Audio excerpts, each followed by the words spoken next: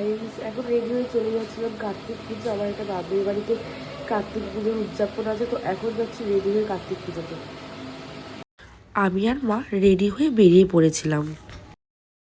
তারপরে মিষ্টির দোকানে গিয়ে মিষ্টি নিয়ে ওদের বাড়িতে চলে গিয়েছিলাম। আমরা যখন যাই তখন দেখি পুজো প্রায় শেষের দিকে। জানো তো, আমার এই বান্ধবীটার সাথে বেশি দিনের বন্ধুত্ব না, খুব কম সময়ের মধ্যে আমরা খুব ভালো বন্ধু হয়ে গিয়েছি। গিয়েই দেখি গরম গরম বেগুনি ভাজছে, দেখে তো ভীষণ ভালো লাগছিল, ভালো গন্ধও বেরিয়েছিল। পুতুল, তুমি কি পুতুল? আমি আর মা তোজোকে নিয়ে গল্প করছিলাম, আর ও আমাদের গল্পগুলো মন দিয়ে শুনছিল। অনেকদিন পর মাকে নিয়ে একটু বেরালাম, খুব ভালো লাগছিল।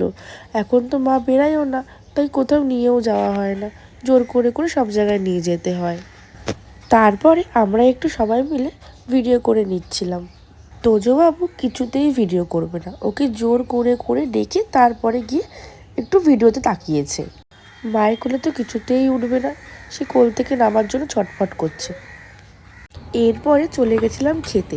করেছিল পোলাও, গরম গরম বেগুনি আর ঝাল ঝাল আলুর দম। আর হ্যাঁ, শেষে মিষ্টিও ছিল, ওটার ক্লিপ তুলতে ভুলে গেছিলাম। আমাদের কার্তিক পুজোটা এভাবেই কেটেছে। তোমাদের কেমন লাগলো ভিডিওটা অবশ্যই জানিও। টাটা।